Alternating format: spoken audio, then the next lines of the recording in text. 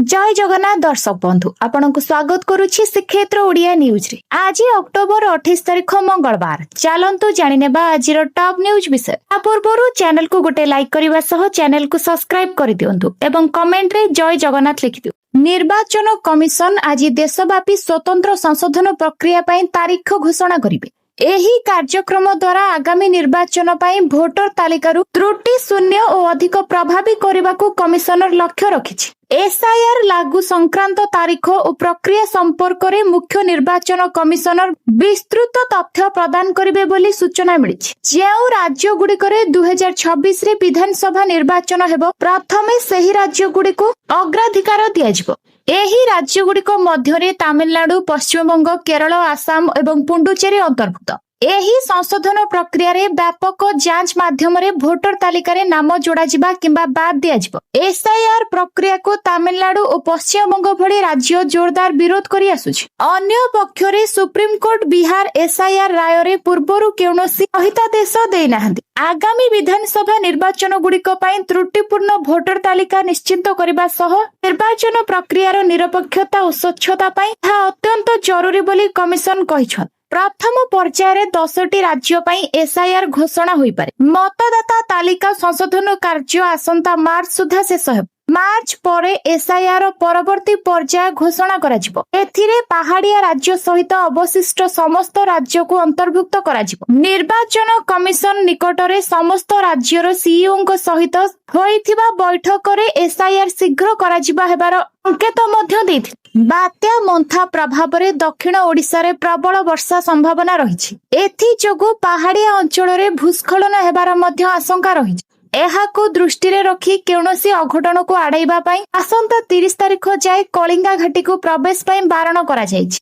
कलिंगा घाटी पार्श्व रे चलिथिबा मरामती कार्य को बंद करबा को निर्देश रहिछि। एहा सहित कार्यस्थली श्रमिक मानक स्थानांतर करबा पई पदक्षेप नेबा को प्रशासन पक्षरु निर्देश दिया जायछि। केउनसी अप्रीतिकर परिस्थिति उपरे तीक्ष्ण नजर रखिबाकू संपृक्त अधिकारी को कुहा जायछि। गत सेप्टेम्बर 16 तारिख रे खसीथिला कलिंगा घाटी। एथर विराट पत्थर सब खसी रास्ता पूरा बंद होई जायथिला। कलिंगा घाटी गंजाम और कंधमाल जिला को संजोग करुथिबा एकमात्र रास्ता होइथिबारु जोगाजोग संपूर्ण विच्छिन्न होई पड़िछि। विजयवाड़ा और रांची कॉरिडोर होइथिबारु व्यवसाय पई अत्यंत गुरुत्व बहन करुथिबा एही घाटी रास्ता एबे पूरा बंद होई जायछि।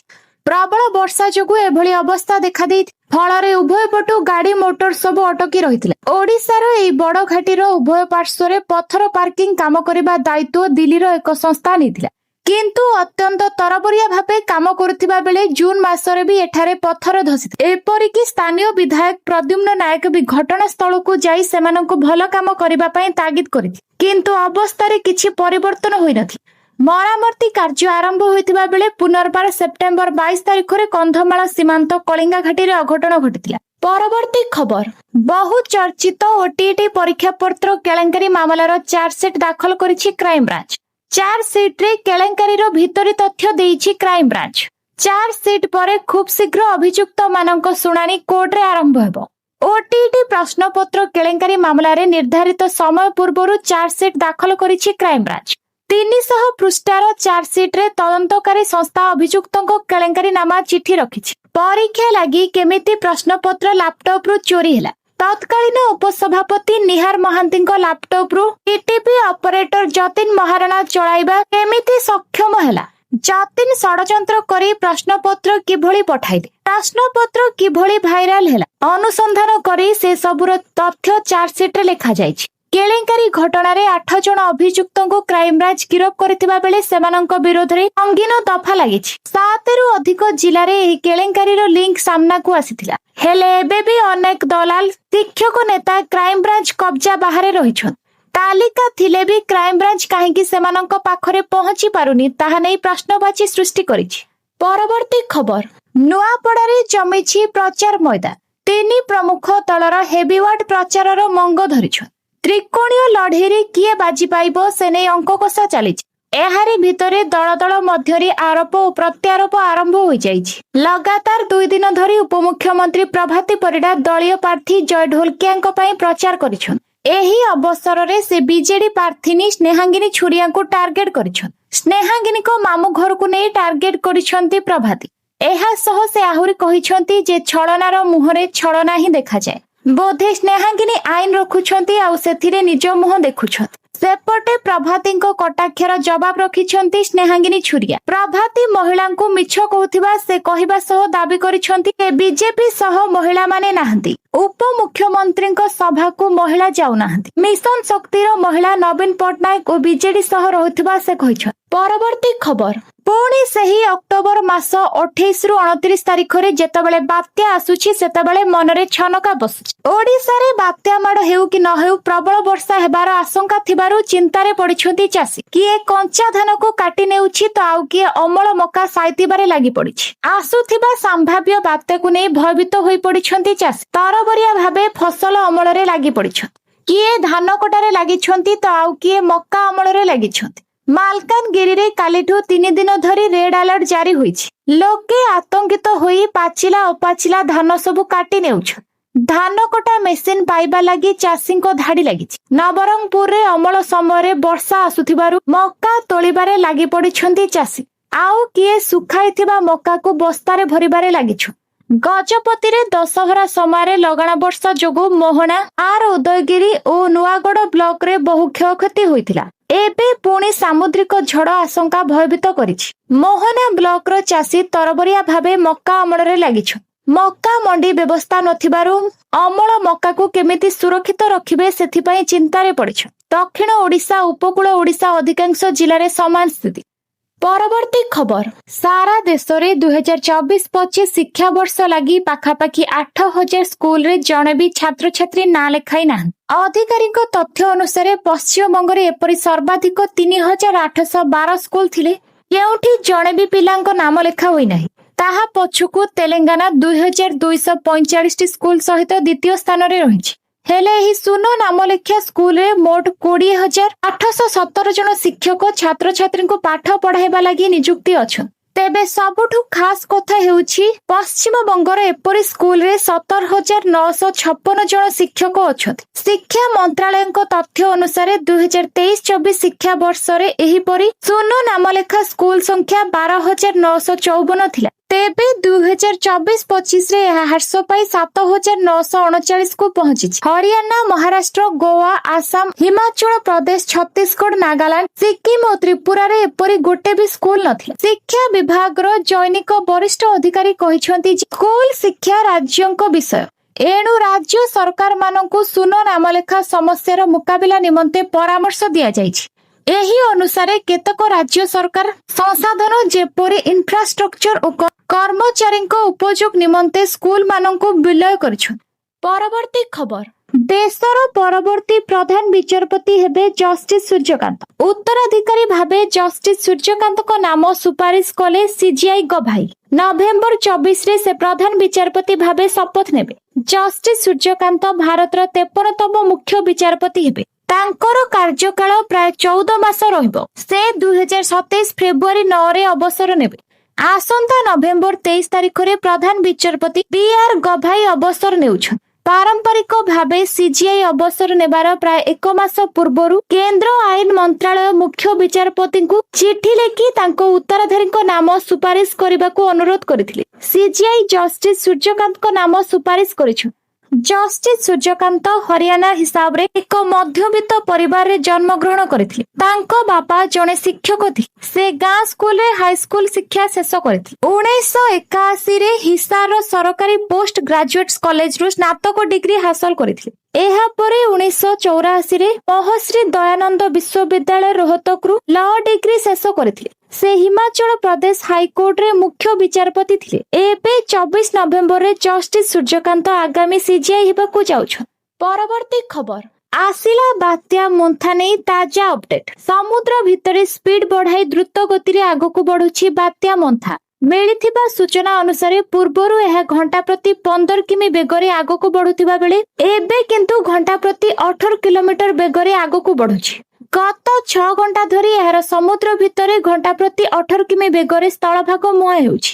ବର୍ତ୍ତମାନ ସମୟରେ ଏହା ଚେନ୍ନାଇ ଠାରୁ 520 କିଲୋମିଟର ଦୂରରେ ରହିଥିବା କାକିନଡା ଠାରୁ 570 କିଲୋମିଟର ଦୂରରେ ରହିଛି। ସେହିପରି ବିଶାଖାପାଟଣା ଠାରୁ 600 କିଲୋମିଟର ଏବଂ ଗୋପାଳପୁର ଠାରୁ 750 କିଲୋମିଟର ଦୂରରେ ଅଛି। ତେବେ 28 ତାରିଖରେ ଭୀଷଣ ବାତ୍ୟାର ରୂପ ନେଇ ସ୍ଥଳଭାଗ ଛୁଇଁବ। ବଙ୍ଗୋପସାଗରରେ ସୃଷ୍ଟ ଗଭୀର ଅବପାତ ମଧ୍ୟ ରାତିରେ ବାତ୍ୟାର ପରିଣତ ହୋଇଥିବା ଭାରତୀୟ ପାଣିପାଗ ବିଭାଗ ପକ୍ଷରୁ ସୂଚନା ଦିଆଯାଇଛି। ବର୍ତ୍ତମାନ ବାତ୍ୟା ମୋନ୍ଥା ସମୁଦ୍ର ଭିତରେ ବଳ ଗୋଟାଇ ଆଗକୁ ବଢୁଛି। ପରବର୍ତ୍ତୀ ଖବର, ଆମେରିକା ରାଷ୍ଟ୍ରପତି ଡୋନାଲ୍ଡ ଟ୍ରମ୍ପ ରୁଷରୁ ତେଲ କିଣିବା ପାଇଁ ଭାରତ ଉପରେ 50% ଶୁଳ୍କ ଲାଗୁ କରିଥିଲେ। ଏହି ନିଷ୍ପତ୍ତି ଭାରତୀୟ ବ୍ୟବସାୟୀଙ୍କ ପାଇଁ ଯଥେଷ୍ଟ କ୍ଷତି କରୁଥିଲା, କିନ୍ତୁ ଏବେ ଟ୍ରମ୍ପ ଏକ ବଡ଼ ଝଟକାର ସମ୍ମୁଖୀନ ହୋଇପାରନ୍ତି। ଚାଇନାକୁ ଭାରତର ରପ୍ତାନୀ 22% ବୃଦ୍ଧି ପାଇଛି। 2025-26 ଆର୍ଥିକ ବର୍ଷର ପ୍ରଥମାର୍ଦ୍ଧରେ ଭାରତ ଯଥେଷ୍ଟ ଲାଭ ପାଇଛି। ଭାରତ ଏବଂ ଚାଇନା ମଧ୍ୟରେ ସମ୍ପ୍ରତି ସମ୍ପର୍କରେ ଉନ୍ନତ ହୋଇଛି। ଭାରତ ପ୍ରତି ଚାଇନାର ମନୋଭାବ ବହୁତ ଆରାମଦାୟକ ହୋଇଛି ଏବଂ ଏହା ବାଣିଜ୍ୟକୁ ଲାଭ ଦେଇଛି। 2025 ଆର୍ଥିକ ବର୍ଷର ପ୍ରଥମାର୍ଦ୍ଧ ତୁଳନାରେ 2025-26ର ପ୍ରଥମାର୍ଦ୍ଧରେ ଚୀନ ଭାରତର ରପ୍ତାନୀ ପ୍ରାୟ 22% ବୃଦ୍ଧି ପାଇଛି। ଏଥିରୁ ଟେଲିଫୋନ ସେଟ୍, ଚିଙ୍ଗୁଡି, ଆଲୁମିନିୟମ ଏବଂ କ୍ୟାପ୍ସିକମ ସମେତ ଅନ୍ୟାନ୍ୟ ସାମଗ୍ରୀ ଅନ୍ତର୍ଭୁକ୍ତ। ଆମେରିକା ଶୁଳ୍କ ଭାରତର ଚିଙ୍ଗୁଡି ରପ୍ତାନୀ ଉପରେ ନକାରାତ୍ମକ ପ୍ରଭାବ ପକାଇଥିଲା। ଗ୍ଲୋବାଲ ଡାଟା ଅନୁଯାୟୀ ଶୁଳ୍କ ଯୋଗୁଁ ଭାରତରୁ ଆମେରିକାକୁ ବିମାନ କାର୍ଗୋ ରପ୍ତାନୀ 14% ହ୍ରାସ ପାଇଛି। ଆନ୍ଧ୍ରପ୍ରଦେଶର ଚିଙ୍ଗୁଡି ଶିଳ୍ପ ପ୍ରାୟ 25,000 କୋଟି ଟଙ୍କାର ବ୍ୟାପକ କ୍ଷତି ସହିବ ବୋଲି ଆକଳନ କରାଯାଇଥିଲା। ଦାବି କରାଯାଇଥିଲା ଯେ ଶୁଳ୍କ ଯୋଗୁଁ 50% ଅର୍ଡର ବାତିଲ କରାଯାଉ। ପରବର୍ତ୍ତୀ ଖବର, ବାତ୍ୟା ମୋନ୍ଥା ପ୍ରଭାବ ଯୋଗୁଁ ବାତିଲ ହେଲା 43ଟି ଟ୍ରେନ୍। ଆଗାମୀ 2 ଦିନ ପାଇଁ ଟ୍ରେନ୍ ଚଳାଚଳ ବାତିଲ। ବିଶେଷ କରି ରେଳପଥର ଭୂସ୍ଖଳନ ଆଶଙ୍କା ଥିବାରୁ ଟ୍ରେନ୍ ଗୁଡିକୁ ବାତିଲ କଲା ପୂର୍ବତନ ରେଳପଥ। କିରଣ୍ଡୁଲ ବିଶାଖାପାଟଣା ରୁଟ୍ରେ 8ଟି ଟ୍ରେନ୍ ବାତିଲ। 29 ପର୍ଯ୍ୟନ୍ତ ବିଶାଖାପାଟନମକୁ ଯାଉଥିବା ସବୁ ଟ୍ରେନ୍ ବାତିଲ। ପୂର୍ବତଟ ରେଳପଥ ପକ୍ଷରୁ ସୂଚନା। ଲୋକଙ୍କ ନିରାପତ୍ତା ଦୃଷ୍ଟିରୁ ବାତିଲ କଲା ପୂର୍ବତଟ ରେଳପଥ। ବ୍ରହ୍ମପୁର ବିଶାଖାପାଟଣା, କଟକ ଗୁଣୁପୁର ଟ୍ରେନ୍ ବାତିଲ। ପଲାସା ବିଶାଖାପାଟନମ ରାୟଗଡ଼ରୁ ଗୁଣ୍ଟୁର ବାତିଲ। ଗୋଟିଏ ଟ୍ରେନ୍ର ଗତିପଥ ପରିବର୍ତ୍ତନ। ମାଡ଼ି ଆସୁଛି ବାତ୍ୟା ମୋନ୍ଥା। ବଙ୍ଗୋପସାଗରରେ କାୟାମେଲାଇ ଆଗକୁ ବଢୁଛି। ସମୟକ୍ରମେ ବଢୁଛି ବାତ୍ୟାର ବେଗ। ଏବେ ଘଣ୍ଟା ପ୍ରତି 18 କିମି ବେଗରେ ବଢୁଛି ବାତ୍ୟା। କାକିନାଡାରୁ 600 କିମି ଓ ଗୋପାଳପୁରରୁ 750 କିମି ଦୂରରେ ରହିଛି। 24 ଘଣ୍ଟାରେ ଭୀଷଣ ବାତ୍ୟାରେ ପରିଣତ ହୋଇ କାକିନାଡା ନିକଟରେ ସ୍ଥଳଭାଗ ଅତିକ୍ରମ କରିବ। ଏହି ସମୟରେ ଘଣ୍ଟା ପ୍ରତି ପବନର ବେଗ 90ରୁ 100 କିଲୋମିଟର ଓ ଝଟକା ପବନର ବେଗ 110 କିଲୋମିଟର ଯାଏ ରହିବ ବୋଲି ପାଣିପାଗ ବିଭାଗ ପକ୍ଷରୁ ସୂଚନା ଦିଆଯାଇଛି। ଏପଟେ ବିଶାଖାପାଟନମ ରାଡରେ ବାତ୍ୟାର ବାହ୍ୟ ବଳୟ ଦୃଶ୍ୟମାନ ହେବା ସହ ଆନ୍ଧ୍ରପ୍ରଦେଶ ଉପକୂଳ ଜିଲ୍ଲା ଗୁଡିକରେ ବର୍ଷା ଆରମ୍ଭ ହୋଇଛି। ପରବର୍ତ୍ତୀ ଖବର, ଉତ୍ତରପ୍ରଦେଶର ଲକ୍ଷ୍ମୀପୁର ଖିରି ଅନ୍ତର୍ଗତ ମୁସ୍ତାଫାବାଦ ଗ୍ରାମର ନାମ ପରିବର୍ତ୍ତନ କରାଯାଇ ଏବେ ଏହି ଗାଁର ନୂଆ ନାମ ହେବ କବୀରଧାମ। ଏନେଇ ଖୋଦ୍ ମୁଖ୍ୟମନ୍ତ୍ରୀ ଯୋଗୀ ଆଦିତ୍ୟନାଥ ଘୋଷଣା କରିଛନ୍ତି। ମୁଖ୍ୟମନ୍ତ୍ରୀ ଯୋଗୀ କହିଛନ୍ତି, ଯେତେବେଳେ ମୁଁ ଏଠାକୁ ଆସି ଗାଁ ବିଷୟରେ ପଚାରିଲି, ମତେ କୁହାଗଲା ଯେ ଏହାର ନାମ ମୁସ୍ତାଫାବାଦ। ମୁଁ ପଚାରିଲି ଯେ ସେଠାରେ କେତେ ମୁସଲମାନ ରହୁଥିଲେ। ମୁଁ ଜାଣିବାକୁ ପାଇଲି ଯେ ଏଠାରେ ଗୋଟେ ବି ମୁସଲମାନ ଜନସଂଖ୍ୟା ନଥିଲା, କିନ୍ତୁ ନାମ ମୁସ୍ତାଫାବାଦ ହୋଇଗଲା। ଆମେ କହିଲୁ ଯେ ନାମ ଏବେ ପରିବର୍ତ୍ତନ କରାଯିବା ଉଚିତ ଏବଂ ମୁସ୍ତାଫାବାଦ ନୁହେଁ ବରଂ କବୀରଧାମ। ଆମେ ଏଠାରୁ ପ୍ରସ୍ତାବ ଲୋଡ଼ିବୁ ଏବଂ ସେଗୁଡିକ ପାଇବା ପରେ ଆମେ କାର୍ଯ୍ୟକ୍ରମକୁ ଆଗକୁ ବଢାଇ। ମୁଖ୍ୟମନ୍ତ୍ରୀ ଯୋଗୀ କହିଥିଲେ, ଭାଇ ଏବଂ ଭଉଣୀମାନେ, ଏହା ହେଉଛି ଆନ୍ତରିକତାର ଭାବନା। ସେମାନେ ଅଯୋଧ୍ୟାକୁ ଫୌଜାବାଦ, ପ୍ରୟାଗରାଜକୁ ଆହ୍ଲାବାଦ ଓ କବୀରଧାମକୁ ମୁସ୍ତାଫାବାଦ ପରିବର୍ତ୍ତନ କରିଛନ୍ତି ଏବଂ ଏହା ଆମ ସରକାର ଯିଏ ଫୌଜାବାଦକୁ ଅଯୋଧ୍ୟା, ଆହ୍ଲାବାଦକୁ ପ୍ରୟାଗରାଜରେ ପରିବର୍ତ୍ତନ କରୁଛନ୍ତି ଏବଂ ମୁସ୍ତାଫାବାଦକୁ କବୀରଧାମ ସ୍ଥାନ କରି ଆମେ ସେହି ଗର୍ବକୁ ପୁନଃସ୍ଥାପିତ କରିଛୁ ଏବଂ ଆପଣଙ୍କୁ ଏହା ସହିତ ଯୋଡ଼ିବୁ। ପରବର୍ତ୍ତୀ ଖବର, ଗଞ୍ଜାମ ଜିଲ୍ଲା ଦିଗପହଣ୍ଡି ଅଞ୍ଚଳରେ ଅବକାରୀ ବିଭାଗ ପକ୍ଷରୁ ଚୋରା ମଦ ଧରପଗଡ଼ ଜୋରଦାର କରାଯାଇଛି। ଚିକିଟି ଅବକାରୀ ରେଞ୍ଜ ଇନ୍ସପେକ୍ଟର ସଞ୍ଜୟ କୁମାର ପଣ୍ଡା ସଦଳ ବଳେ ସୋମବାର ସକାଳେ ଦିଗପହଣ୍ଡି ଥାନା ଅନ୍ତର୍ଗତ କେରାଣ୍ଡିମାଳା ପାହାଡର ନୂଆଗାଁ ଢେପାଗୁଡା ଗ୍ରାମ ନିକଟ ପାହାଡିଆ ଦୁର୍ଗମ ଅଞ୍ଚଳ ଓ ଝରଣା ନିକଟବର୍ତ୍ତୀ ଅଞ୍ଚଳରେ ଚଢଉ କରି ଚୋରା ମଦ ଭାଟି ସମ୍ପୂର୍ଣ୍ଣ ନଷ୍ଟ କରିଥିବା ଜଣାପଡିଛି। ଜଙ୍ଗଲ ମଧ୍ୟରେ ଚାଲିଥିବା ବେଆଇନ ମଦ ଭାଟିରେ ଦେଶୀ ମଦ ପ୍ରସ୍ତୁତି ପାଇଁ ବ୍ୟବହୃତ ପ୍ରାୟ 1200 ଲିଟର ଗୁଡ ପିଡିଆ ପୋଚ ଓ 90 ଓ 90 ଲିଟର ଅପମିଶ୍ରିତ ଦେଶୀ ମଦ ସହ 6ଟି ପ୍ଲାଷ୍ଟିକ ଡ୍ରମକୁ ଜବତ କରାଯାଇଛି। ଏହି ମଦ ପ୍ରସ୍ତୁତି ଓ ଚୋରା ଚାଲାଣରେ ସମ୍ପୃକ୍ତ ବଡଡୁମ୍ବାଳା ପଞ୍ଚାୟତ ନୂଆଗାଁ ମୁନା ମଲ୍ଲିକ ଏବଂ ଡେଙ୍ଗାପଦର ପଞ୍ଚାୟତ ଢେପାଗୁଡା ଗ୍ରାମର ବୁଦ୍ଧିଆ ମଲ୍ଲିକଙ୍କୁ ଗିରଫ କରି କୋର୍ଟ ଚାଲାଣ କରାଯାଇଛି। ଏହିପରି ଦିଗପହଣ୍ଡି ଅବକାରୀ ଥାନା OIC Anita Pradhan, ASI N Tripathy, constable Rajesh Kumar Jena, Balaram Patra, Prithviraj Swain ପ୍ରମୁଖ ରବିବାର ସନ୍ଧ୍ୟାରେ ଆଦିବାସୀ ବହୁଳ ତେଲିଆପଲ୍ଲୀ, ନୂଆଗାଁ ପ୍ରଭୃତି ଗ୍ରାମରେ ଚଢାଉ କରି 79 ଦେଶୀ ମଦ ଜବତ କରିଥିଲେ। ମଦ ବିକ୍ରି ଓ ଚୋରା ଚାଲାଣରେ ସମ୍ପୃକ୍ତ ଥିବା ଢେପାଗୁଡା ଗ୍ରାମର ରାଜେଶ ମଲ୍ଲିକ, ବିରିବାଡିଆ ଗ୍ରାମର କୈଳାସ ମଲ୍ଲିକ ଏବଂ ନୂଆଗାଁର ବିଷ୍ଣୁ ମଲ୍ଲିକଙ୍କୁ ଗିରଫ କରାଯାଇ ସୋମବାର କୋର୍ଟ ଚାଲାଣ କରାଯାଇଥିବା ଅବକାରୀ ଓଆଇଏସ୍ କହିଛନ୍ତି।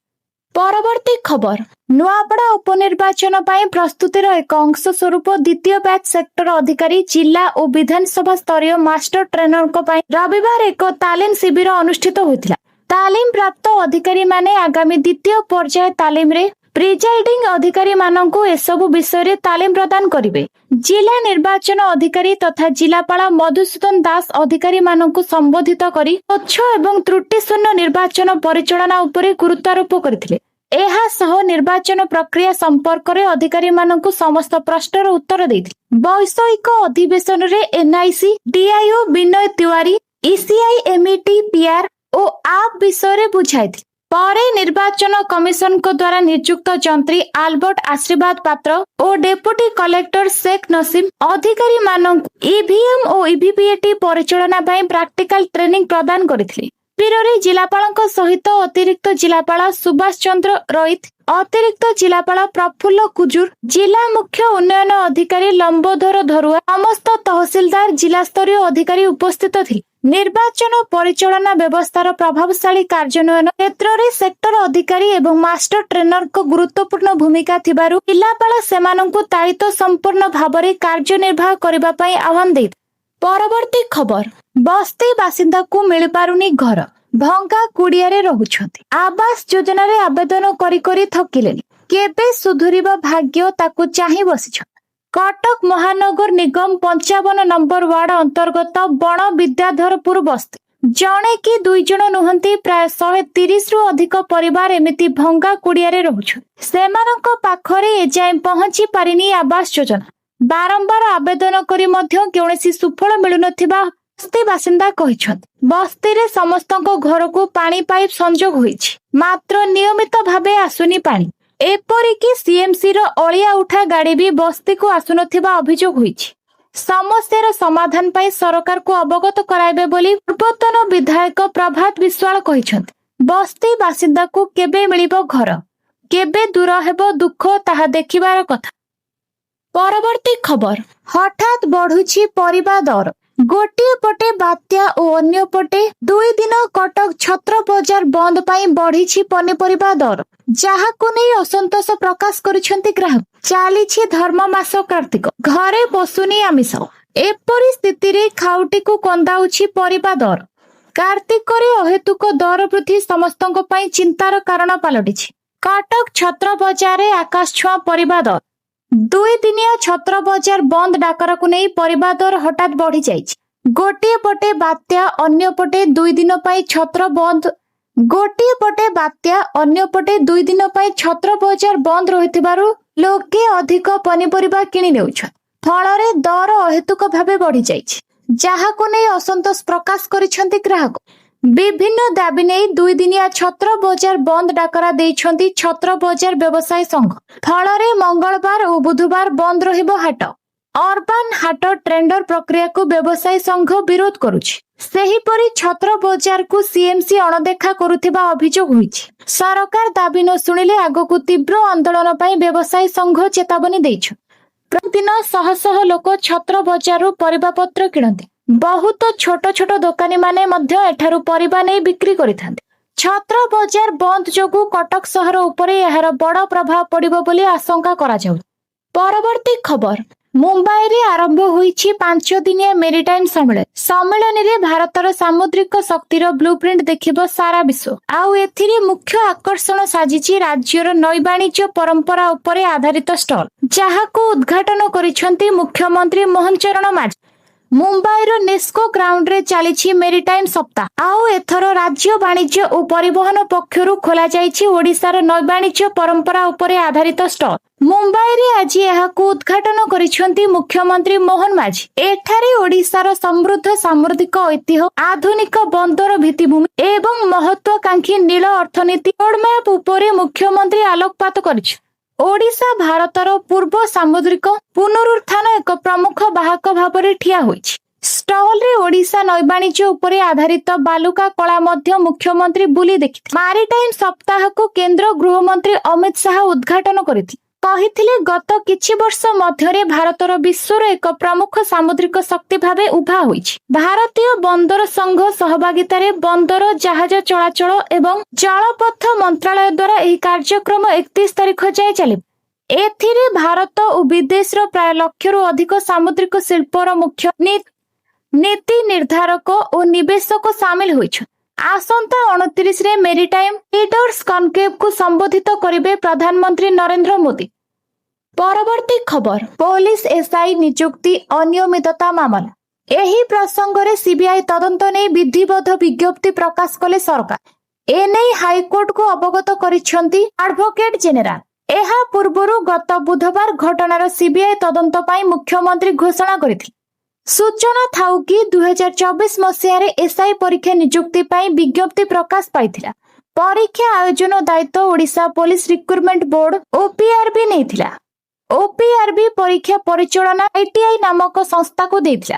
आईटीआई परे यहाकू silicon tech lab private limited हस्तांतर करिथिला। परे एहार दायित्व पानसॉफ्ट टेक प्राइवेट लिमिटेड नेथिला। 2025 मार्च रे परीक्षा हेबार थिला। 3 थर परीक्षा बातिल होइथिला। एहारी मध्यरे सेप्टेम्बर मासरे 2टी पर्याय 211 जन परीक्षार्थी को आंध्र प्रदेश को नेथिले दलाल। सेठारे लिखित परीक्षा पाई तालीम दिया जायथिला। तृतीय पर्याय सेप्टेम्बर 30 तारिख रे 3टी बस रे 114 जन परीक्षार्थी और 3 जन दलाल आंध्र प्रदेश जीवाको बरमुंडारू बाहरिथिले। सेमाने आंध्र प्रदेश रे पहुंची जायथिले। एही खबर प्रचार हेबा परे ब्रह्मपुर पुलिस आंध्र प्रदेश पुलिस सह जोगाजोग करी समस्त को गिरफ करी कोर्ट चालाना करिथिले। घटना को नै राज्य रे चहल पड़िथिला। एहा परे उक्त मामला क्राइम ब्रांच को जायथिला। जालियातीर मास्टरमाइंड इंजेली ब्राह्मणछाई अंचलर शंकर पृष्टि और मुन्ना महांती बोली क्राइम ब्रांच कहिथिला। प्रति परीक्षार्थी पिछा एमाने 25 लाख टंका डील करिथिले। परवर्ती खबर, शक्तिशाली भूमिकंप रे पुणी थरिला पृथ्वी। 26 अक्टोबर रविवार सकाळे होइथिबा कोरल सागर भानुआतु रे भूमिकंप अनुभूत होइथिला। एहा जापान, म्यांमार एवं भारत रे मध्य एहार झटका अनुभूत होइथिला। National centre for seismology NCS अनुसार कोरल सागर भूमिकंपर तीव्रता रिक्टर स्केल रे 6 रेकर्ड करा जायथिला।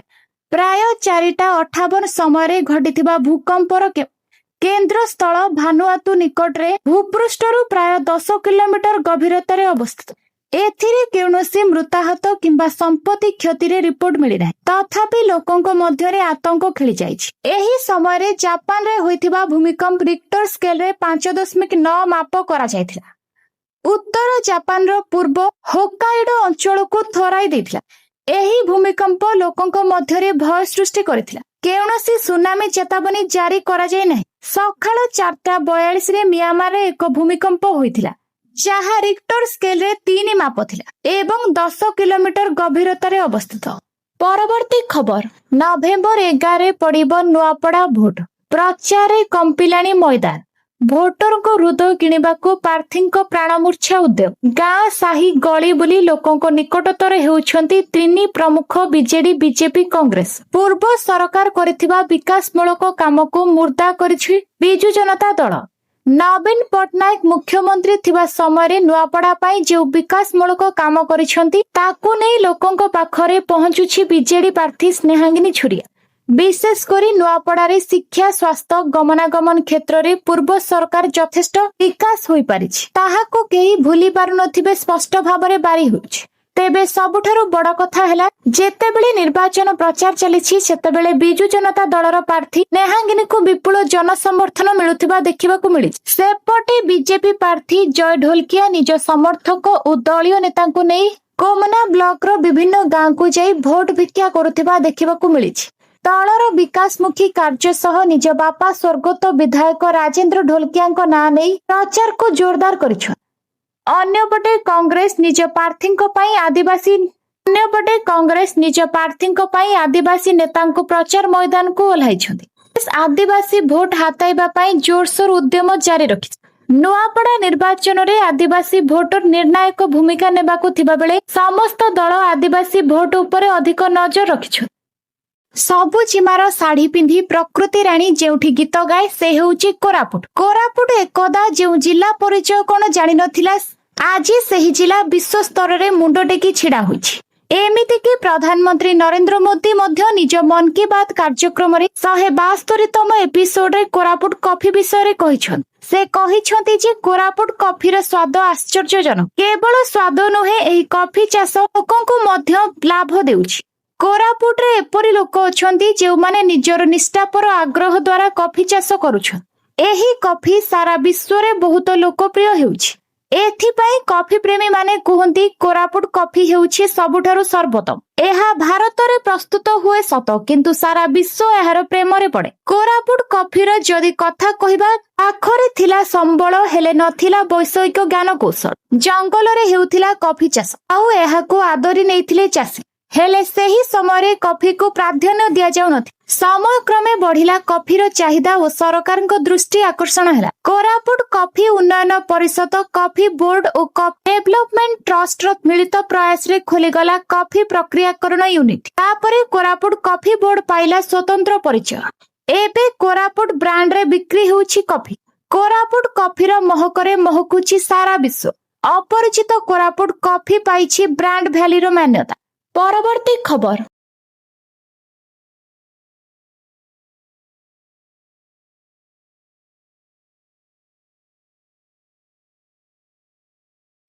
भिडियोटी को शेष जाए देखिथिबारु आपनको धन्यवाद। जदि आपण एपर्यंत लाइक करिनाहंती तेबे गोटे गोटे लाइक करी कमेंट रे जय जगन्नाथ लिखि दियंतु। आउ पाखरे थिबा सब्सक्राइब बटन रे क्लिक करी बेल आइकन रे ऑल प्रेस कर दियंतु। धन्यवाद।